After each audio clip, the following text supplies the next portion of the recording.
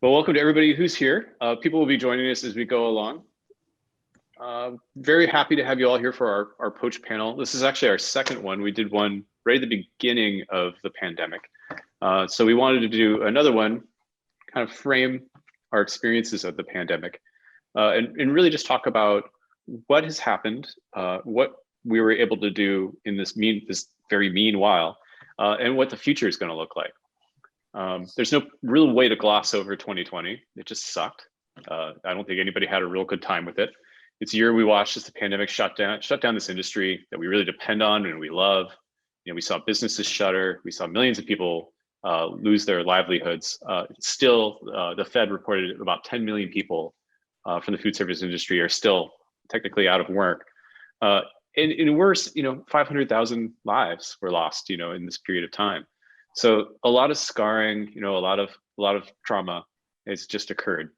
But we're seeing some promise. 2021 came, and the New Year's, we kind of pick a time, and that's the new year. It's symbolic, but I think it's a powerful symbol this time that we're now into a new year.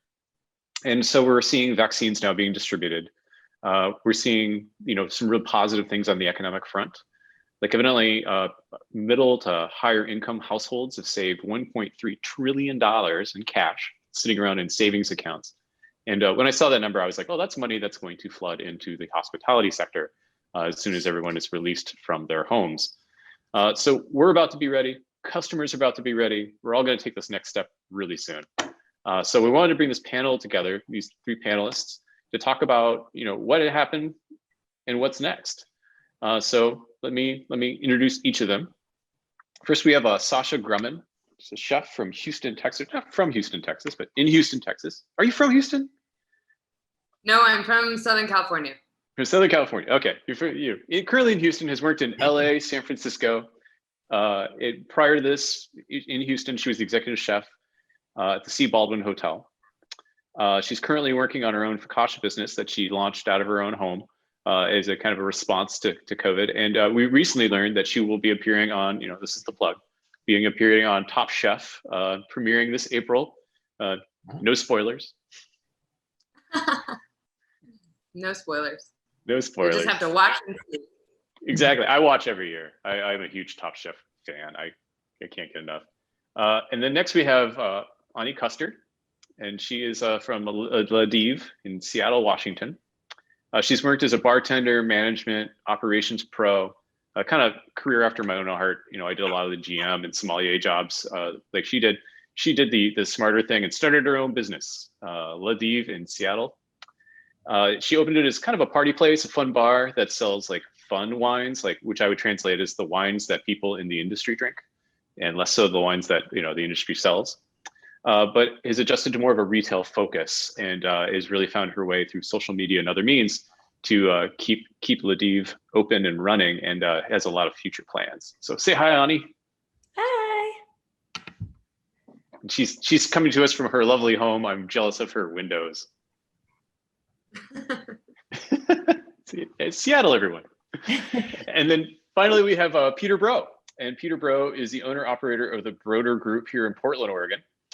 He's had careers span multiple concepts. Is currently focused on his Broder restaurants. Are all your locations closed at the moment, Peter? Is that right? They are, except for Hood River is open. Hood River is open, right? And he's currently working on a new location over in the Mississippi district here in Portland, Oregon. It's going to open up in May. So say hi, Pete. Hi, everyone. Hi, Pete. And I have to ask, is that a guillotine in the background? Yes, it is. Okay, just checking. So we're going to start just to kind of get us warmed up. We're going to ask a few questions to the panel, and then we're going to break into a discussion between our panelists. And for reasons of Zoom, we're not going to do a QA today. So, but if you have questions, please write them down, and you can reach me. I'm going to do the crazy thing and just give you my email, and we'll put this into a email that you'll be receiving later. But I can be reached at Jack, J-A-C-K, at poachedjobs.com. So if you have any questions that came up during this, or thoughts or comments, or just wanted to say hi, feel free to email me, and we'll go from there. So Sasha, after your restaurant shut down, you started a business from scratch from your own home. Can you describe kind of how you made that happen? What are the steps that you took to get to where you are? Sure. So thanks so much for having me.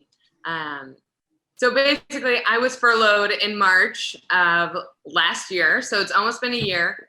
And it was honestly a really great break in the beginning. I was able to step in and start working with Southern Smoke, which is located here in Houston, providing aid to, nationally. And then I worked with World Central Kitchen during the election. And then it kind of turned into this, how long can I wait? How long can I wait to go back to my job? Is that something that I want? I was getting back into my healthy lifestyle, taking care of my body, my mind, everything, connecting with people that were really important to me. But obviously, I need to support myself. So what do? When I get into that headspace, I bake. I've done this for 10 years of my life in the food industry. Whenever something tough happens, I start baking. And I started really focusing on this focaccia recipe. And I started passing it out to friends because there's only so much you can eat yourself. And friends were really that turning point for me, that motivating factor to really step out and start selling it. And I said, why not? Let's give it a shot. Let's see how it goes. And the feedback was so positive that I have now moved into selling out weekly, and I am getting offers to open up bakeries and move into farmers markets. And the ultimate goal is to ship nationally. And there's nobody saying that I can't do it. And this is something that I would have never done if this pause didn't happen, if I didn't sit back and reevaluate what I wanted, how I wanted my life to be, how I wanted my days to be. And I'm so grateful that the response has been so positive. And here I am in 2021 with a little focaccia side hustle that's now turned into my main business, and it's only growing from here. So I've gotten over the does a chef need to have a restaurant thing, and I'm going to explore this as far as I can. So that's where I'm at right now. Farmers market's coming up next month, and we'll see where it goes from there. That's great. I want Focaccia Side Hustle to be like a band name or something. It feels like it has potential. I like that. So Ani, you opened up Ladiv, and you had a vision for it, which was very much, like I said, you described it as a party place to me. But with that, the pandemic, that really wasn't possible. So you made a bit of a transition there. Can you talk about that? Yeah, I mean, you had mentioned, Jack, like I did the smart thing and opened up my own business. I can't tell you how many times I've questioned whether or not that's really the case. But I didn't question it when we opened because, high volume, Shambong's Party Bar was doing really well for us. And then the shutdown right away, we were like, okay, we have the ability to sell wine retail. We know that delivery booze is going to be coming down the pipe here soon. Let's just do this now. So literally we were shut down in Washington on the 15th. We started doing retail on the 16th and started doing delivery on the 17th. So we got right into that model, but I still I don't think I fully could comprehend the breadth of like what this pandemic was really going to be, nor did I really comprehend our mishandling of it as a nation, but that's a whole other story. So it lasted way longer than I had thought it was going to last. And, that retail model, although, it did really well for us right up front, soon enough, because a lot of other restaurants didn't have a choice, you have other people that are all doing literally the exact same thing all around you. So it really did become a constant game of sort of seeing what else is going on in the market, seeing what can make us special, really paying attention to how laws change about, what we can sell, how we can deliver it, where we can sell it from, all of that stuff. So it's been a lot of problem solving skills. I definitely think I've gotten stronger through it. Yeah, it's definitely like when you start a business and then it's suddenly the whole environment changes, like being able to stay aware and stay engaged in that way is kind of the whole secret sauce, isn't it? Yeah. Yeah. And you have to learn, you really have to believe that this isn't, decision making and problem solving isn't taking you away from owning your own business. That is what owning your own business is. Like that is the task. It's not something that's distracting you from it. Once you accept that, you can start to think about things a little less like full of pity, like I did initially. Well, we'll all talk about pity here in a minute. Self-pity. So, Pete, you're in the process of moving into a new space in the middle of a pandemic. So, like, everybody knows that a restaurant build out is kind of a nightmare, but you're doing it in this environment. So, how is that going? Well, I think it was the right move for us. The location that we're moving from was a tough location that we struggled with for 7 years, but we made it work. So when the pandemic hit and continued to go on longer than we all thought it would, just decided that my landlord and I decided that we would kind of part ways, and that was amicable, which was good. And immediately started looking for this new space. And a friend of mine was actually going to be turning down one of his locations on the street, Mississippi, which is a wonderful walking street, wonderful retail street, wonderful restaurant street, that just was turning into not the right spot for his concept that had been there for 15 years. And we were able to take it over and negotiate a great rate on it, considering the circumstances in the retail side of things, on the leasing side of things, and hit the ground running January 1 and lined up contractors and had I've got my little group of subcontractors that I've worked with in the past, and I'm more used to a set change rather than a full build out, and this was exactly that. I didn't have to put in new hoods or new infrastructure, and really just kind of had to change the look of the place and new counters and things like that. So I'm looking forward to it. I think it's a great location for us, and it's allowing us to change our concept a bit, with a little bit of a reduced menu and counter service, which I'm sure we'll all talk about, as far as the way moving forward for restaurants to survive in this new environment. But I'm glad we did it, and I hope that we'll get rewarded for it. I'm sure Mississippi, for those outside of Portland, is a great neighborhood, great location to have. So that's definitely the smart move, like to be able to take that opportunity, despite the environment. And for us, it was just really a move up the street. And it was also a little bit of a homecoming for me because I've done other businesses on that street in the past. That's right. Bar and Mississippi Studios. So now we'll go into a little chaos, and I'm not going to call anybody out specifically. I'm just going to start a little conversation and see what goes on. But it seems like in the last 10 months, a lot of people around me have constantly been talking about pivots. We're going to pivot to this, we're going to pivot to that.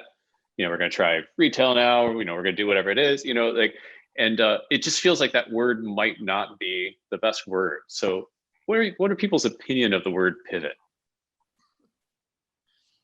Well, I don't like the word. I think it's come under some negative connotation. This word pivot was brought up a lot in the beginning of the pandemic, and it was just constant pivoting. And to me, pivoting is a Band-Aid. It's not something that's sustainable. And a lot of what I've been working on and thinking about and putting my efforts into is, how do I make my life sustainable, my career sustainable? And pivoting is just, it's mental, it's physical, it's exhausting. And with every new law that was put in place or regulation, people had to get outdoor dining up and running in a night, or they had to close it all down in one day. Those are millions of people that their jobs and their lives are fluctuating at the drop of a hat. And so for me, it's been a lot of thinking about, how do I transition into being sustainable in my work and providing for myself in the long run. This isn't a temporary fix for me. I'm thinking about a 5-year plan right now. And Why? I think that's something that's really hard for restaurant owners right now. And I'm sure you all have, plenty to say on that. Yeah, I think to Sasha's point too, I think the term pivoting, although used often in other industries like tech, to people in the restaurant world, it can seem a little pedantic actually, because it's like, for example, my business partner at Ladiv, she owns 2 other businesses, both of which are bars. So she's on the phone with her landlord where they literally can't sell anything, right? And they still have to be paying rent. And the landlord says, well, come on, just pivot. And they're like, well, just pivot. Okay, to what? Well, what if you do a market model? People say this a lot. Well, a lot of restaurants did market models and a lot of them didn't do that well. And, for us, we did a market model and we sold almost as much as we would have otherwise, but at a margin that was so much lower. And then when it came time to loans, which we won't even get into, they do it based on the revenue you brought in, not the revenue, but the amount of money just brought in overall, right? Not what you profited from. So then it affects your loan. So a lot of times these pivots are not just a fast fail kind of tech thing. They're things that involve a lot of time, a lot of staff time, like Sasha was saying, a lot of laying people off again, a lot of cost, mental cost, financial cost, and it can actually be detrimental. It can be detrimental to pivot. So I think that's why the word is so triggering for people, because it's used in a way that's so, like easy and breezy when it's far more than that, I think, the word itself means that you're stuck in place and you're trying to move, but you're still kind of grounded in what you are. And it doesn't really get you away from the situation that you're in. And we all watched people pivot into market concepts and various degrees of takeout and everything. And for me personally, like Anais said, it takes so much effort and energy and money and person power to actually make that pivot happen. It's not easy at all. And in many circumstances, it became a detriment to the business. And I've seen friends' businesses close because of that pivot, that they've exhausted their resources. For us, I'd like to look at it more as, we're going to transition into a different model. We're going to still be the same, but I'm kind of trying to pry myself loose from, what we were before. Still be a restaurant, still be a full service restaurant, but try to create an environment and create a model that allows us to get the revenues and still work with less people and not have to sell product or be a market or rely too much on takeout, because our food, if anyone's familiar with Broder, we're brunch food, we're eggs, and eggs do not travel. And I didn't want to make, that compromise with our food. So yes, pivot, not a good word. Mm-hmm. Yeah, I like how you point out pivot's kind of like you're stuck in space and then you're rotating around that space. And then I think that's a really good call out, because like oftentimes like the underlying metaphor of a word tells you a lot about it. And it seems like the better word here is more like navigate, because like you're not so stuck in space, but you're transitioning and you're moving forward. Yeah, you're trying to find a new way in this environment that's constantly changing around you, most of the time outside of your control. When I was putting this panel together, the reason I liked the 3 of you so much was that I felt like each of you have done that in a really kind of different way. Sasha's kind of started this business out of her home and built that out of her career as a chef. And Anais has taken this kind of bar party concept and like seen how it could be retail. And she's got even more plans for when this is all over. And then Pete's like, saw this opportunity to move his business from, one location to a better location, which is going to, really build out his long-term plan better. So all 3 of you, I think, have just navigated through this rather than pivoted away. Absolutely. So as you navigated pivot, that's my attempt at a segue. As you navigated from COVID, what helped guide you to develop these new business models? Like what made you say, okay, I'm going to go this direction rather than that direction? Go ahead, Annie. You sure?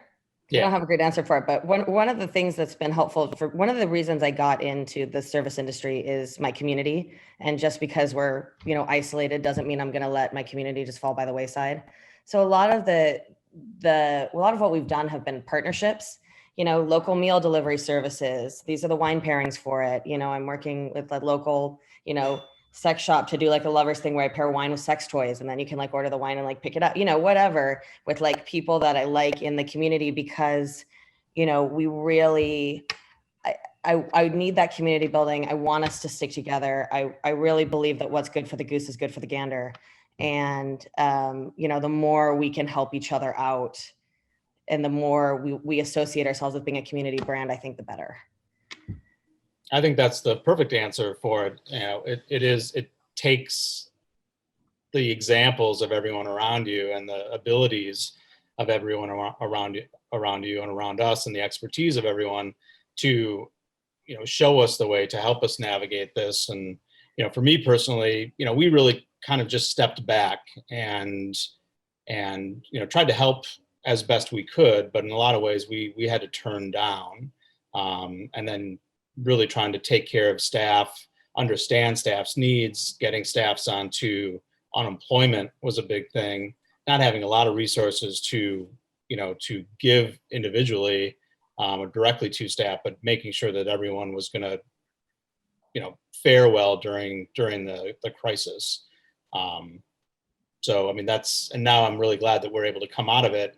And I think that coming out of it, we're all going to kind of look to each other for examples of direction and navigation, and be able to offer what we have. I think, with Sasha in Texas, having possibly like a need for a kitchen. A lot of us have open kitchens now that other people could use as a temporary ghost kitchen. And I've explored that idea with a few people, and hopefully that will, come to fruition and help, that business move forward. So, we're all looking for different examples and ways. I agree. I think for me, it's just me doing this. And the biggest help I have found is that the community around me, and really across the globe, there's a renaissance in people doing what they love from their homes, which is beautiful and amazing. And the next step is really difficult, though. The next step of growing production, and how do you grow your business from one person? I've worked for people my whole career. I haven't had that business intro really from the ground up. So that's something that we're all kind of learning. And, I'm calling people that I never thought I would call and asking them, how do you use Square? Like, how do we do this? What's the best method? What's your feeling on on toast? Like all of these other applications for a small business. There's not a lot of money that I can give away for fees. So having that community around me of people that are also trying and failing and going through these steps, my community has exploded in the past few months because of how much we're all willing to put out for each other and help each other. And it's just, it's the you scratch my back, I scratch yours, but I'm not really looking for anything in return because I want you to be successful. And if we can have a positive conversation about how to attack this time and be proactive and support each other, then people are really willing to have that conversation. And that's the inspiration that keeps me going in the small business. I love that, because I think like what's so different about restaurants and the restaurant industry from other industries, and when you see, I always love the word the industry, because like when you think of industry, you think of like men making steel and bending things into gears. But here we have this industry where we bake bread and we sell wine and we commune, and like how communitarian all of that is. Like restaurant owners compete with each other, of course, but they're also calling each other like, oh, my oven broke, can I borrow yours? Or my sous chef left, do you have any resumes you like, or what do you think of Square? And I think that's one of the great strengths of this industry, and one of the ways that we'll all make it out together. Absolutely. So like, I don't have a good segue for this, but I've been thinking about this a lot, because when we set up this panel, one of the things that made me truly sad, like this morning, was that we're on Zoom. And, thank all the things for Zoom that we all could continue to be together. But I would have loved it, honestly, if we were all in a room. And, we're all like, people could raise their hands and ask questions. There's a little applause. There's that moment afterwards where we all shake hands. And I think one of the difficult things about COVID, all the difficult things, is not being able to host these guests. And so like, how has it been to not have that kind of daily contact with your guests and customers?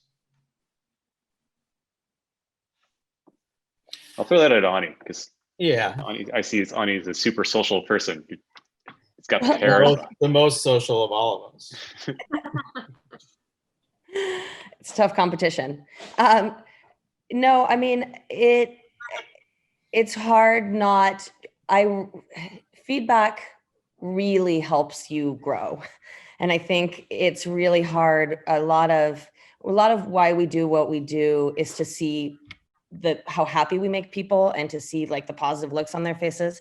But another reason we do it is we get, feedback and opportunity to grow in real time, especially when it comes to developing our product or our brand or whatever. And so at first it kind of feels like, okay, not only do I not have like the battery charge that is the positive reinforcement, I also don't have a lot of, direct feedback of how to evolve or be better, when we're not having face-to-face contact and serving people every day.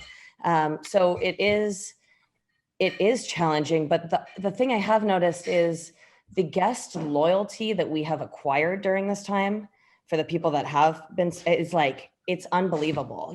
People that, joined our wine club, for example, because we started a wine club right away, right? People that join the wine club are actually like reading the notes I write about the wine and like talking to me about them or emailing me about them or, remembering what wines they drink. When we used to go out to bars, I mean, I don't know about you guys, but like there was a lot I would drink and I wouldn't even know what, I mean? I wouldn't be like, oh, this wine tasted exactly like this, because I wasn't sitting around analyzing it. I was just drinking, right? Now people are really taking the time to think about your product and, and really care about what you're putting together. So for those people that I'm still involved with or doing wine club stuff with or making, weekly selections for, I feel like the bond is stronger than ever. It sounds like that's mediated through like emails is where a lot of that back and forth is store happening. pickup, Store I mean, pickup. it's really just ownership working at this point. So it's just like, So you're in store meeting people coming in, greeting people coming in. Yeah. Totally. So it's something. I'll take it. How about you, Sasha? Like, you're creating a product, like what was something consumer packaged good, a CPG of sorts, and you're putting that out into the world. Like, how are you getting feedback from your guests or from your customers? So a lot of the feedback, most of my work is done through Instagram, and that's also a huge step that I'm taking of updating that ordering system, hence the Square conversations. But most of my feedback comes back through text or through, social media. I don't ask anybody to post anything, but, people have been so supportive about getting the word out about everything that, social media is a great platform for what I'm doing right now and the level of business that I'm doing. I also have regulars, that order from me weekly, and their loyalty and sharing what I make with other people is just, it gives me that feeling of guest connection. Working in the restaurant, I'd usually be on Expo during service, etc. If there was a problem in the dining room, or a guest wanted to speak with the chef or whatever it was, I would go out and do that interaction. But honestly, it may seem strange, but I feel like I'm getting a lot more direct interaction with my guests. I'm physically handing a product to each and every person. I don't have a delivery person, it's me. I don't have a person that's at pickup, it's me. So, especially in the past couple of weeks, people want to have conversation and they want to chat. And that level of connection is something that I've never had before. I've never had that direct relationship with people that are buying my product.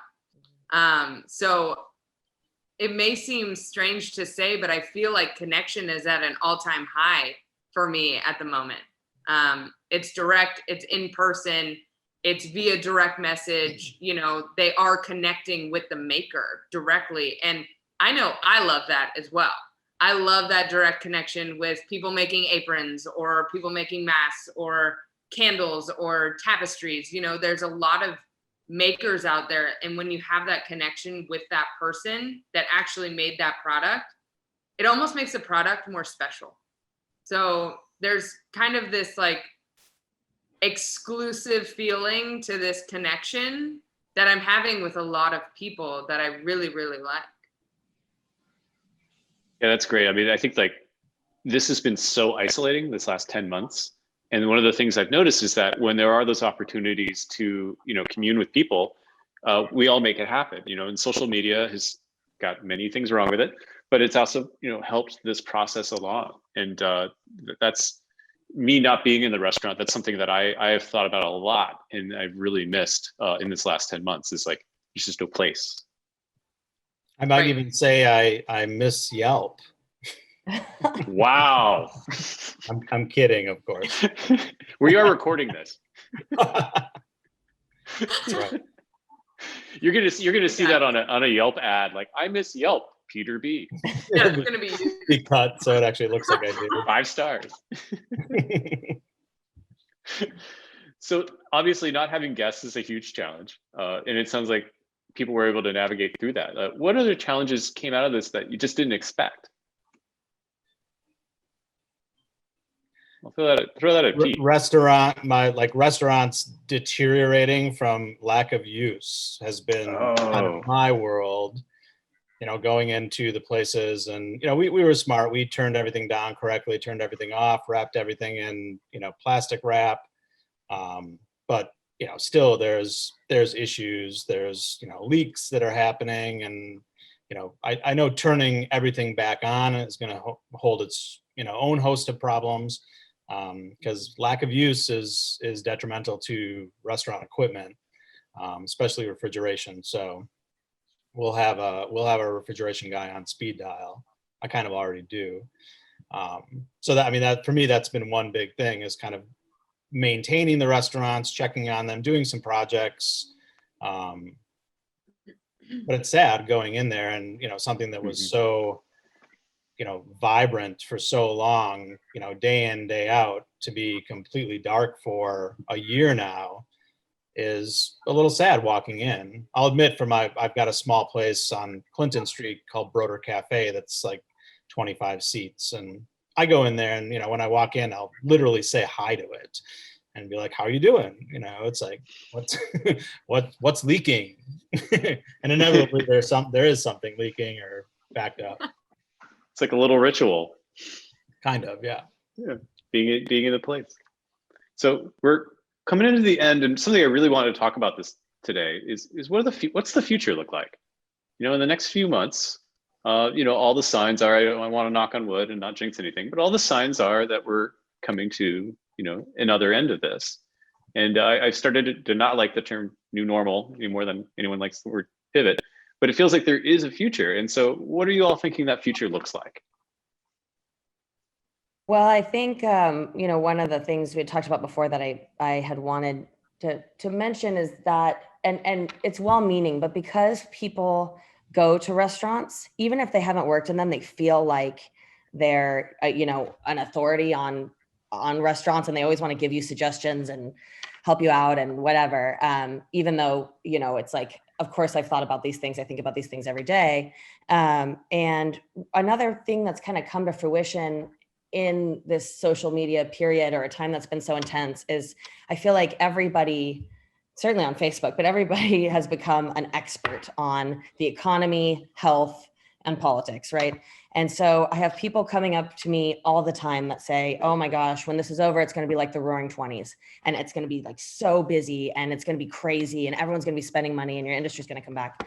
And I have people coming in saying, oh my gosh, you know, just as the same amount of authority. Oh, when this is over, people still aren't going to be comfortable going out to eat, and people are not going to feel comfortable, you know, dining inside. And something I discussed with the rest of the group is I kind of had to, you know, make a decision of, do I want to keep going and doing this when this industry, because it's all speculative either way, right? So do I want to keep going under the assumption that it's going to get better and we can do it? Or am I going to, just kind of give up? And, unlike a lot of people that were, maybe laid off from their jobs and it gave them an opportunity to see that they weren't really doing what they wanted to be doing in the restaurant industry, this bar is my dream. I am doing my dream. And so I am just going to assume that we're going to come out of this and our industry is going to be strong. And I'm just going to ride this thing until the wheels fall off of it and just keep going.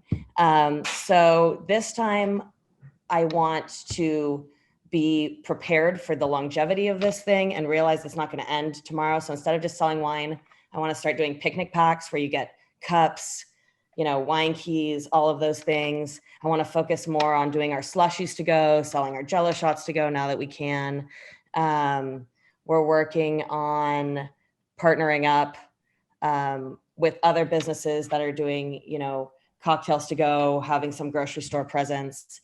We're working on, I can't talk too much about it, but using our licensing to get a mobile drink cart, perhaps like a mobile car that could go to beaches and whatnot and surprise people with wine. So, we're definitely we're doubling down.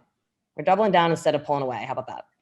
That's I right. really hope that a lot of the, the necessary kind of allowances from municipalities like Drinks to Go, like our Portland's Healthy Streets program. I'm not sure what Texas has, but a lot of cities have, really kind of allowed restaurants to spill out onto the streets and, sell liquor to go, and those type of things I think will stick around. I would assume that, in order to really kind of facilitate the restaurant industry coming back and us having, a pathway to revenue, that they'll allow those things to stay. For us, like on Clinton Street in Portland, we got a little street that we were able to shut down, and I believe that the city will most likely allow us to keep that street closed. They call it retiring a street, that they'll allow us to retire that street. At that point, for myself and the 6 other restaurants and bars on that street, that's our time to then come together, build infrastructure on that street, and create a little outdoor plaza that will allow us to really do better business in a lot of ways, different business in a lot of ways, and just create a whole different environment. So I'm excited about that. How about you, Sasha? You're about to hit this growth curve. Yeah. And with that, I think the future for me is really paying attention to the opportunities that I want and what I really want my future to be like. Quite honestly, up until this pandemic hit, I was just going 100 miles an hour constantly. We all put in those ridiculous weeks of 80 to 100 hours, and we do it because we love our jobs and we love what we're doing and we love hospitality.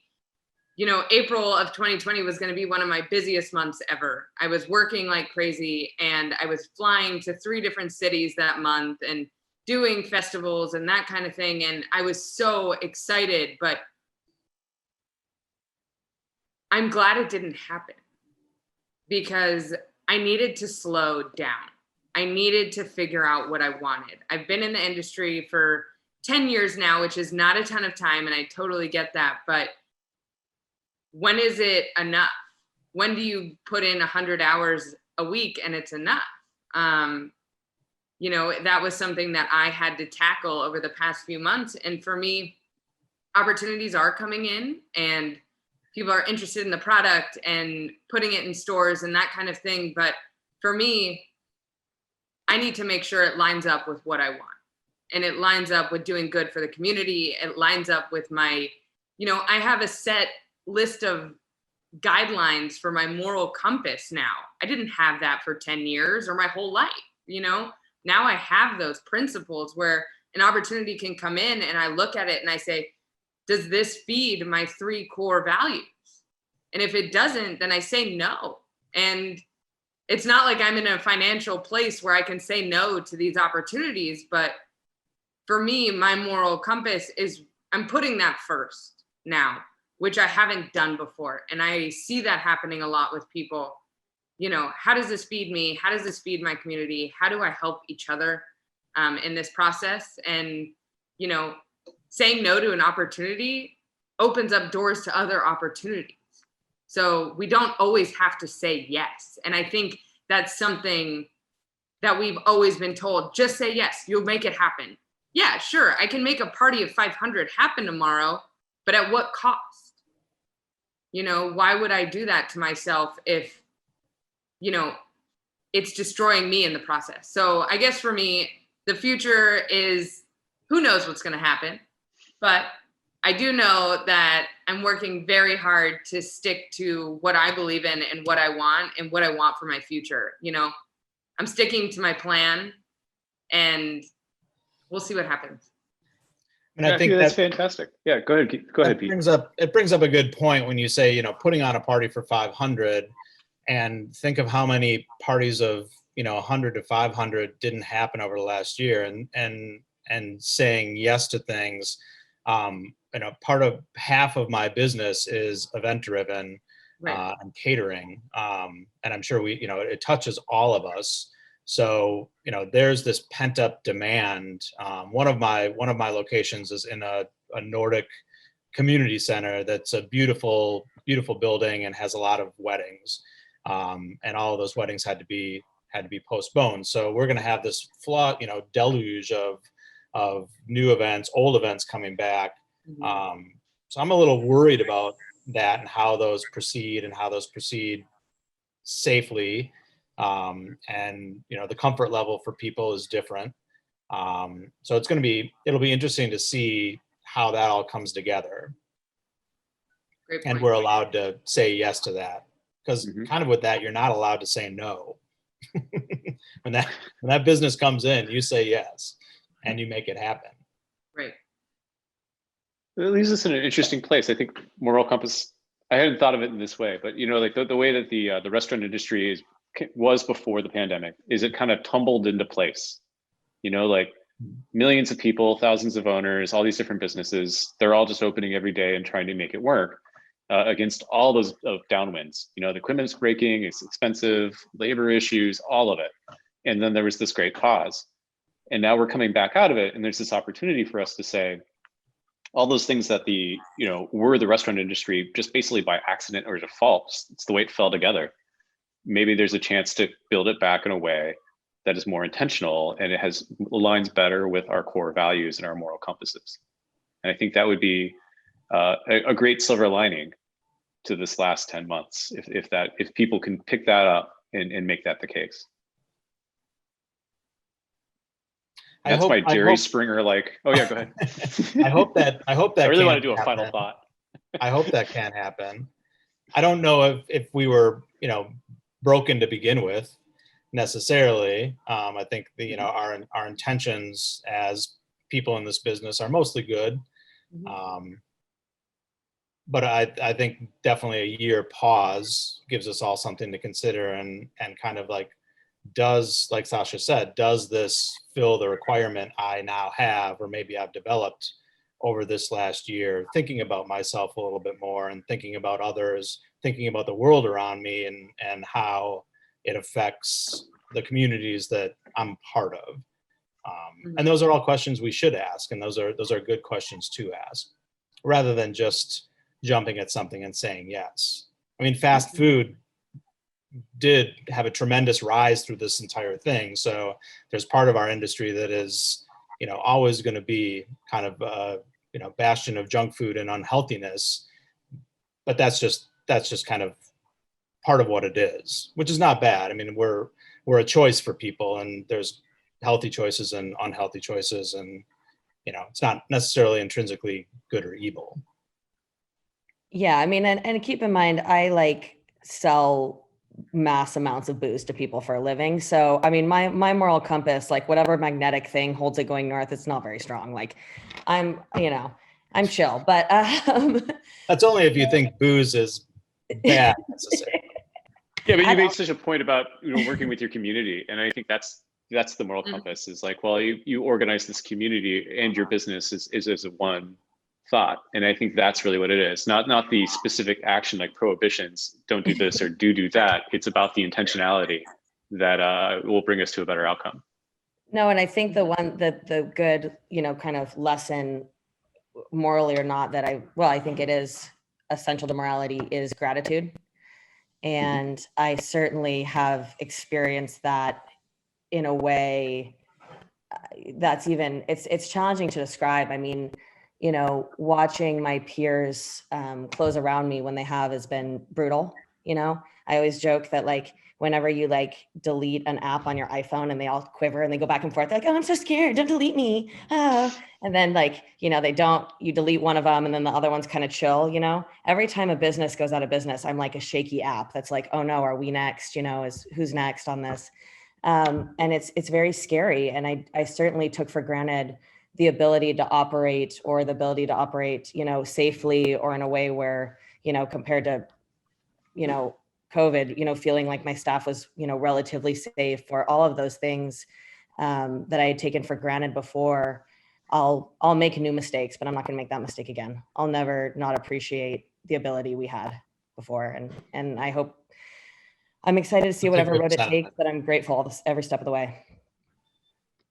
And I think that's a great place to leave this, actually, is that I think being grateful for what we've learned, and being grateful for surviving what we've survived, and being grateful for what's about to happen. And I'm grateful for all of you joining this panel today and sharing your thoughts. I think it's been really good for me, and I hope it's been really good for everyone listening. And we've recorded this. We'll be putting it up on our YouTube channel and sending that link out to the list of everyone who RSVP'd, and also our larger newsletter list. And I'd ask anybody who's interested in seeing more kind of video content from Poached to go ahead and subscribe to our YouTube channel. And I really look forward to hosting one of these again, probably Zoom by the time we do it again. But I really look forward to doing this in person with snacks and beverages and people. So thanks again, everybody. And we'll talk soon. You did a great job. Thank you. Thanks, guys. Thanks.